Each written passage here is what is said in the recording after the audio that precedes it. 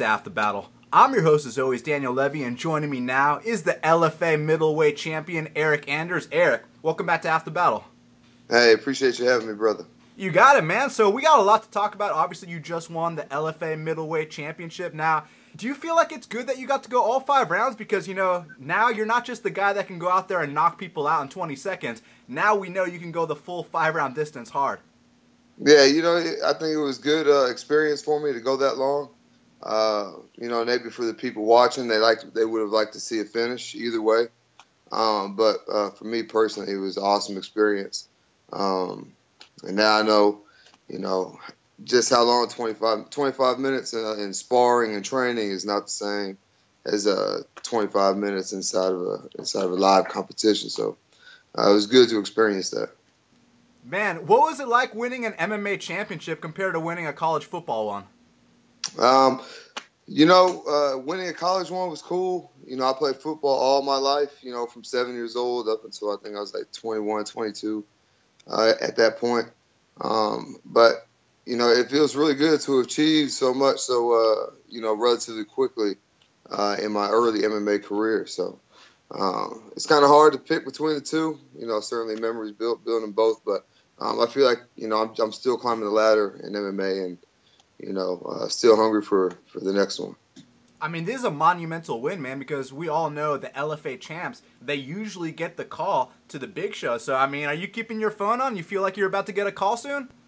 Oh, yeah. You know, if I get one, cool. If not, then, you know, it'll ring for somebody at some point. And, you know, I'll be ready to sign that contract. So, LFA again or UFC, it's all good to me either way.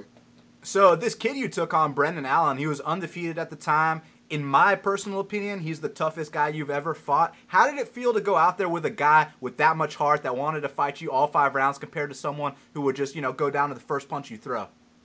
You know, Brendan, he's more resilient and tougher than, you know, I think people give him credit for. You know, some of those punches, you know, landed pretty flush. And, you know, during that early barrage in the first and second round, you know, I just felt like the next punch was going to be the punch. So, you know, maybe I got a little overzealous, and, you know, that kind of led to fatigue later on in the rounds. But, yeah, at no point did he break or quit, and, you know, he was in there all 5 rounds. Now, in a fight like that, man, I mean, is it at all like, all right, I'm going to just keep hitting him, or was it like, what's it going to take to put this guy away? No, I never thought that, you know, what's it going to take to put him away? I literally was thinking the next one's going to put him down, and you know, just, you know, kept trying to throw in combinations because that's what seemed to be working, and, you know, tire him out up against the cage a little bit. I know you're a guy that visualizes success, and, you know, you see the future. And next week we got Robert Whittaker taking on Romero. I personally think that's the best fight of 2017. I know that you're coming for that belt. Who you got in that matchup, man? Who you give the edge to? Man, I'm going to Whittaker, man. I think his movement's going to be a little much. His counter wrestling is pretty good. I think he has an underestimated ground game. So, you know, I'm looking for him to go out there and, you know, put it on Yoel Romero. For sure, finish him. Yoel Romero also shows tendencies to gas out, you know, in fights. So I think Whittaker will be able to keep him moving, standing up, land some strikes, and then when Romero gets tired, put a finishing combination on him. So Friday night after you won the belt, how'd you celebrate, man? I mean, we really didn't do much, man. I was pretty tired, you know. I took a shower, hung out with some friends, teammates, rode around for a little bit, and then just took it to the house, man. Now, you're undefeated in your pro career, but you actually got to taste defeat as an amateur, and I think that's super important because you know what it's like to bounce back. You know what that feels like. Do you feel like that's kind of molded you into the fighter you are today, that you do know what it's like, but it didn't happen in your pro career? You know, it's part of the game. This is competition. You know, should the unlikely event happen that I do take a loss, you know, I think losses help shape and mold people. So, you know, it happens. You're in the competition. There's got to be a winner. There's got to be a loser. So, you know, you just didn't happen to come out on top in that particular match. You know, get up, go back to the drawing board, and make any corrections that you need, and, you know, get back after it. Now, you said you got back to the drawing board, you fixed your mistakes, but in this fight that you just had against Brendan Allen, you got to go 5 hard rounds, and even though you got the win, are there a bunch of things that you feel like, man, I got to work on this, I got to work on that? I think that perhaps if early in that first round, after I had dropped him, if I had stepped back and threw strikes from distance instead of crowding my punches and keeping it real close, I could have put him away at that point. But, I just kind of smelled blood, wanted to get it to where I could finish it. And, kudos to Brendan. He's a really tough guy, kept it moving, didn't really let me settle position. And, he was in it the whole time. Now, I know if it were up to you, you'd probably go to the UFC right away, but, I mean, what do you think really is next for you, man? I mean, you think it's going to be another title defense? You think it's going to be the call-up? Like, when you visualize it, what do you see?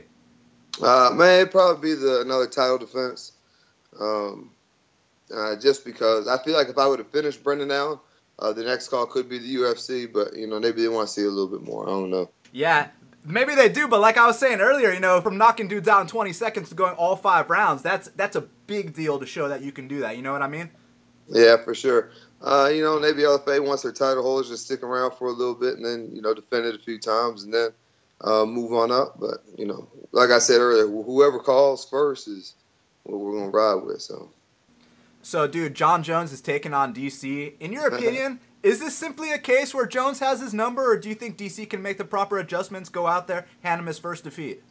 I think if John Jones is focused and training like he should, Daniel Cormier doesn't stand a chance. But we really haven't seen distractions affect John Jones's game. So, I'm not a Daniel Cormier fan. I think he's a skilled fighter, really good. He's just corny to me. So, I'll definitely go with John Jones. I think he's the better fighter, the better athlete. Whatever he's got going on off the field is none of my business. No, I feel the same way. I'm here to watch people fight. I mean, as long as you're not some, fucking neo-Nazi, like, I don't really care what you do outside, You know what I mean? But yeah, whatever. Everybody's got their own thing. I'm sure, Cormier maybe drinks or Benji eats or something. I don't know. So, man, I mean, this week right now, I mean, are you eating more? You enjoying yourself? What are you doing, man? Oh, yeah, I'm definitely off the diet this week. These last few days anyways. Definitely gonna get back on the diet, back on my cardio. My hand's a little swollen, so I'm not really training this week. Letting that go down and subside a little bit. So just enjoying the finer things right now. Yes, sir. Now, I know you get asked these questions a lot about the football and the MMA, but, I mean, what's more intense competition, man? Because now you know what a championship fight's like. You know what it's like to go to war with another man that wants to take it away from you. You took it away from him. And also, you know what it's like to battle, inside the field. So, which one's more intense, man? I think in terms of intensity, football doesn't, hold a candle to it.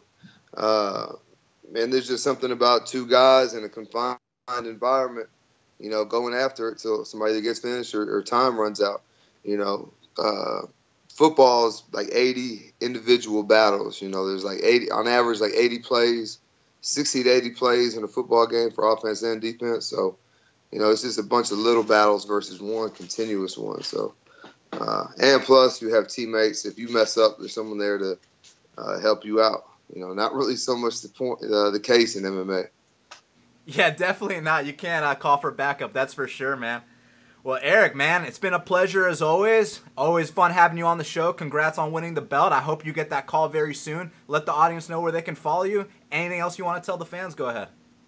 Hey, you guys can follow me on Facebook, Twitter, Instagram. They're all the same. ERYKANDERS. Thank you to Alabama Nation, EW Motion Therapy, TAPS Together Assisting People, EW Motion Therapy, and Try One Cryotherapy, just name a few, and all the people at Spartan Fitness. All right, well, Eryk, keep your phone on, man, and we'll be in touch soon, man. Hey, appreciate it, Daniel. You got it, man. Peace out. Later.